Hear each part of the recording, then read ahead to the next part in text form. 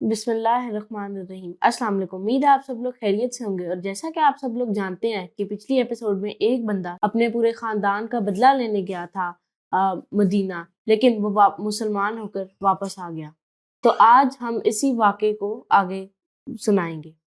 بس یہ اتنا ہی ہوا کہ عمیر جو ہے وہ وہاں پر گیا، ان لوگوں نے اسے ایک ڈفرنٹ بندہ پایا، وہ کبھی پھر مقابلے میں نہیں آیا بلکہ وہ مسلمان ہو گئے، واپس آ گئے۔ ابھی ہم اس بات پر کنسنٹریٹ کرتے ہیں کہ مکہ میں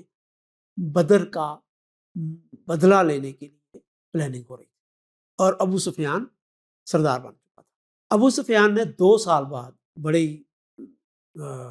تیاری کے ساتھ ایک لشکر جمع کیا اور اب 3000 کا لشکر تھا اور بڑی اس کے لیے تیاری کی گئی۔ ان کو مدینے کے یہودیوں کی بھی مدد حاصل تھی اور انہوں نے کام یہ کیا کہ عرب کے بڑے بڑے جگہوں پر گئے اور وہاں پر قصیدے پڑھے کہ ہمیں مسلمانوں نے یہ کر دیا۔ بڑے بڑے سردار جو ان کے تھے ان کے قصیدے پڑھے، ان کے مرثیے پڑھے اور مسلمانوں کے خلاف شاعری کی۔ اس زمانے میں جو شاعری اور اس طریقے کے مرثیے اور قصیدے پڑھنا یہ ایسے ہی تھا جیسے آج کل آپ سمجھ لیں کہ فیس بک پر کوئی پوسٹ لگانا کہ وہ وہاں پر جاتے ہیں، ایک پروپوگنڈے کا ایک طریقہ۔ بیسیکلی انہوں نے لوگوں کو ریکروٹ کیا، ہاں، اور بہت سارے اپنے ساتھ لوگوں کو ملایا جن کی مسلمانوں سے دشمنی نہیں تھی، جو کہ ابھی ان کو اسلام کے بارے میں کچھ خاص علم بھی نہیں تھا، صرف اتنا علم تھا کہ وہ ہمارے باپ دادا کے دین کے خلاف ہیں، لیکن مسلمانوں کی جو تعلیمات ہیں اس کو ابھی طریقے سے وہ جان بھی نہیں پائے تھے۔ تو ایسے لوگوں کو بھی انہوں نے ساتھ ملا لیا اور 3000 کا لشکر لے کر وہ مدینے کی طرف چل گئے۔ اب مسلمانوں کو فتح تو حاصل ہوگی تھی بدر کی، لیکن مسلمانوں کی حالت ابھی بھی اتنی نہیں تھی کہ وہ لشکر کا مقابلہ کریں۔ تو ایک بحث چلی کہ کیا کیا جائے۔ ان کو جو منافقین تھے ان کا خیال تھا کہ نہیں، ہم مدینے میں رہ کر ان کی پروٹیکشن کریں، لیکن اللہ کے رسول نے یہ فیصلہ کیا کہ ہم نے شہر سے باہر رہ کر ان کا مقابلہ۔ تو پھر اسی طریقے سے جیسے بدر میں ہوا تھا کہ لشکر پہلے اکٹھا ہو گیا اور پہنچا، 1 میل 2 میل دور پہنچے، آخری انسپیکشن ہوئی تو عبداللہ بن ابی تھا، وہ بھی اپنے ساتھ لوگوں کو لایا تھا۔ اس نے کہا جی میں نے تو کہا تھا کہ مدینے میں رہ کر مقابلہ کرنا ہے، یہ لوگ نہیں مانے تو میں واپس آئی۔ تو وہ اپنے لوگوں کو 300 لوگوں کو لے کر واپس چلا، اور اب وہ مسلمان کوئی 1000 بھی پورے نہیں تھے۔ وہ اسی طریقے سے اللہ کے رسول نے صرف ان لوگوں کو ساتھ لیا جو ثابت قدم تھے، اور احد کے قریب جا کر یہ مقابلہ شروع ہوا۔ اچھا، احد میں جہاں پر یہ مقابلہ ہوا ہے نا، وہاں پر سچویشن یہ تھی کہ ایک پہاڑی تھی احد کی جہاں پر یہ ممکن تھا کہ کفار پیچھے سے آ کر مسلمانوں کے اوپر حملہ کر، یعنی کہ وہ ایسی سٹیج تھی کہ ایک تو فرنٹ میں کافر تھے اور دوسری طرف ایک پہاڑ کی چوٹی تھی جس کے درمیان میں راستہ بھی تھا اور وہ کافر وہاں سے آ سکتے تھے۔ تو حضور نے کچھ مسلمان تیر اندازوں کو اس پہاڑی کی چوٹی پر کہا کہ آپ نے یہاں رہنا اور چاہے کچھ بھی ہو جائے، ہارے مسلمان یا جیتے، آپ نے یہ جگہ نہیں چھوڑ۔ اچھا، جب اسی طریقے سے ہوا کہ مسلمانوں نے پہلے ہی حملے میں ان کو ہرا دیا اور وہ بھاگ گئے، اور کچھ مسلمان ان کو قیدی بنانے لگ گئے، ان کا سامان لینے لگ گئے، اور کچھ مسلمان ان کے پیچھے بھاگے۔ ان میں سے حضرت حمزہ بھی جو کفار کا پیچھا کر رہے، ان کے مقابلے کے لیے ایک شخص خاص طور پر آیا، وحشی بن حرب اس کا نام۔ اس کو یہ پوائنٹ کیا تھا کہ تم نے حمزہ کو مار، اگر تم حمزہ کو مار لو گے تو تمہیں آزادی ملے۔ وحشی بن حرب جو تھا نا، یہ نیزے کا ماہر اور بڑی اس نے پریکٹس کی تھی، اور اس کا کام صرف یہ تھا کہ اس نے حضرت حمزہ کو مار۔ جب اس نے دیکھا کہ حمزہ جو ہیں وہ آ رہے ہیں اور لڑ رہے ہیں، اس نے چھپ کر حضرت حمزہ کو نیزہ مارا۔ حضرت حمزہ کو نیزہ لگا اور انہوں نے دیکھا بھی وحشی کو، لیکن نیزہ اس طریقے سے لگا تھا کہ حضرت حمزہ پر۔ اچھا، اب یہ ایک مسلمانوں کا بہت بڑا نقصان۔ دوسری طرف جب مسلمان یہ پکڑ رہے تھے لوگوں کو تو مصروف تھے، تو اس لشکر کا ایک حصہ، اس زمانے میں خالد بن ولید مسلمان نہیں ہوئے، اس نے اپنے ایک دستے کو علیحدہ کیا، اس نے دور سے دیکھا کہ مسلمان بھاگ رہے ہیں، صفیں چھوڑ دی ہیں، اور اب وہ تلواریں بھی انہوں نے اپنی نیام میں کر لی، تو وہ اسی موقع کی تلاش ادھر سے دیکھا کہ جو چوٹی پر لوگ ہیں انہوں نے کہا کہ وہ بس یہ بدر والا معاملہ ہو گیا، ہم جیت گئے۔ ان کو دوسرے لوگوں نے کہا بھی کہ بھئی ہمیں اللہ کے رسول نے کہا تھا کہ آپ نے جگہ نہیں چھوڑنی، انہوں نے کہا کہ یہ تو اس وقت تک کے لیے حکم تھا جب جنگ جاری ہو۔ ان کو یاد دلایا گیا کہ حضور نے فرمایا کہ کسی قیمت پر نہیں چھوڑنا، چاہے ہمیں جیت جائیں، چاہے ہم ہار جائیں، حتیٰ کہ رسول کریم صلی اللہ علیہ وسلم نے کہا تھا چاہے ہمیں پرندے کھانے لگے،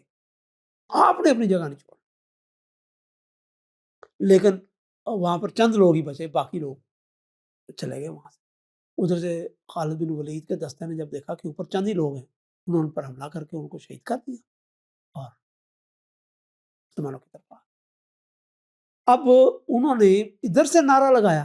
مسلمانوں پر حملہ کر دیا، ادھر سے جب کافروں نے خالد بن ولید کے دستے نے نعرے لگائے تو آگے جو بھاگ رہے تھے کافر ان کو پتہ چل گیا، وہ پیچھے مڑ گئے، وہ پیچھے، اب مسلمان دونوں کی طرف بیچ میں آ گئے، اور مسلمان تو اپنی طرف سے جنگ ختم کر بیٹھے، ان کو تو ہتھیار بھی ان کے پاس پوری طرح نہیں۔ اب وہاں پر بہت شدت سے مسلمانوں کا نقصان ہوا، اور جب ان میں سے بہت سے اکثر لوگ شہید ہوئے، حضور کا ٹینٹ جہاں لشکر ہوتا تھا اس سے ایک طرف بنایا گیا تھا، آپ وہاں پر لشکر کو ہدایت دیں اور وہاں پر حملہ کر، اور بہت جو قریب کے لوگ تھے چند صحابی وہ آپ کے مقابلے رہ گئے، اور ایک صحابی حضرت مصعب بن عمیر جیسے کئی صحابی شہید ہو چکے تھے، اور جو بھی حضور کے سامنے آتا وہ شہید ہو جاتا، حضور بھی مقابلہ کرتا۔ اور حضرت مصعب بن عمیر کی نا بہت شبیہ تھی حضرت رسول کریم صلی اللہ علیہ وسلم، جب وہ شہید ہو کر گرے نا تو ایک بندے نے نعرہ لگا دیا کہ میں نے محمد کو مارا۔ اب بہت سارے مسلمان ایک طرح سے انہوں نے کہا اب تو جی ہمیں جینے کا کیا فائدہ جب محمد ہمارے پاس نہیں ہے، تو وہ انہوں نے ہمت ہار دی، اور کچھ نے بہت جی سے لڑے کہ بس اب نہیں رہ گیا تو اب جان، ہمیں اس جان کا کیا فائدہ۔ لیکن جن لوگوں کو معلوم تھا کہ حضور صلی اللہ علیہ وسلم ابھی حیات ہیں وہ واپس پلٹے اور انہوں نے وہاں پر آپ کی حفاظت کرنا شروع کر دیا۔ ایک کافر نے ایک پتھر مارا اور اسے حضور کے دانت کو نقصان پہنچا، اس نے بھی شور مچا دیا قسم کھا کر کہ میں نے محمد کو مار دیا۔ اچھا، اس میں لوگوں نے جب نعرہ لگانا چاہا کہ جی نہیں محمد ہم میں سے زندہ ہے، تو اس نے ان کو روکا کہ ان کو ابھی اسی غلط فہمی میں رہنے دو۔ اس سے یہ فائدہ ہوا کہ لوگ، بڑی گھمسان کی لڑائی ہوئی، اس کا ایک ایک جو منظر ہے وہ بیان کیا ہوا ہے روایات میں، تو پتہ چلتا ہے کہ کئی صحابہ نے تلواریں ٹوٹی، کئی صحابہ کی کمانیں ٹوٹی، اور وہ مقابلے پر ڈٹے رہے۔ ان کو یہی لگا کہ حضور کو ہم نے شہید کر دیا ہے، تو وہ نعرے لگاتے ہوئے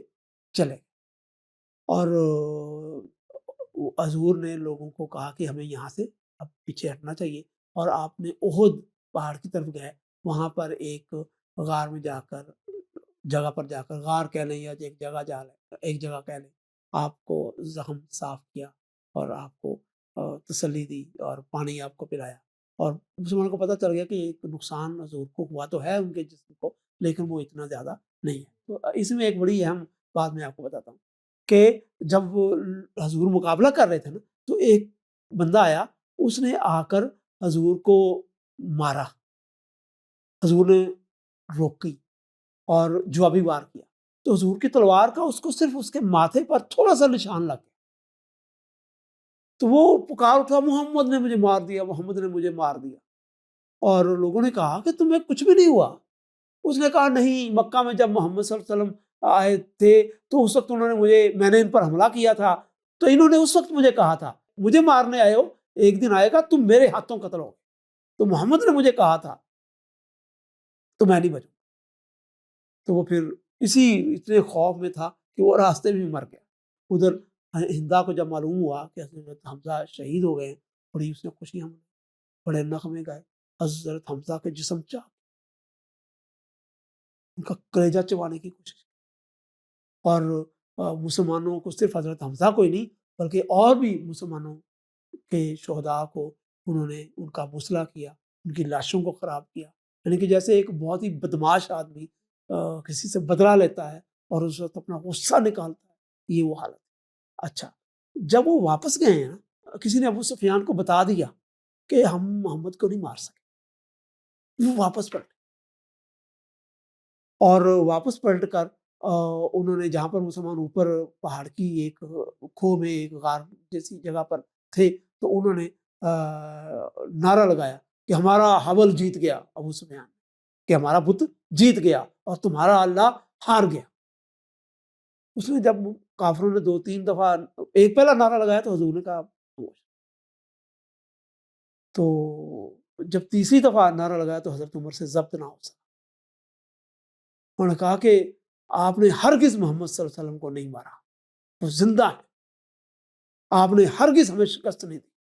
ہم آپ کے لیے مقابلے کے لیے تیار ہیں۔ ابو سفیان نے کہا کہ میں تمہیں قسم دے کر کہتا ہوں، بتاؤ مجھے محمد زندہ ہے؟ تو حضرت عمر نے کہا کہ محمد زندہ ہے۔ اچھا، اب وہ واپس گیا ہے ابو سفیان، اور اس نے فیصلہ کیا ہے کہ ہم واپس نہیں، ہم محمد کو ختم کر کے ہی واپس جائیں۔ لیکن یہ فیصلہ اس نے کب کیا ہے؟ جب یہ لشکر واپس ہو گیا ہے سارا، انہوں نے فتح کے نعرے لگاتے ہوئے واپس گئے ہیں، تو واپسی پر انہوں نے یہ کہا ہے کہ ہم اب یہ ایسا کرتے ہیں کہ واپس جاتے ہیں اور اس معاملے کو ہمیشہ کے لیے ختم کر دیں۔ اب وہ واپس آئے، کیا انہوں نے مسلمانوں کے ساتھ مقابلہ کیا، اور اس حالت میں مسلمانوں کے ساتھ کیسا مقابلہ کیا، اس کے بارے میں ہم آپ کو اگلی قسط میں۔ تو ہمارا رمضان کا سیرت النبی کا سلسلہ یہیں پر مکمل ہوتا ہے، لیکن ابھی بہت زیادہ واقعات بچے ہیں، تو اس کے لیے آپ کو ہمارے سیزن 2 کا ویٹ کرنا پڑے گا۔ تب تک کے لیے خدا حافظ۔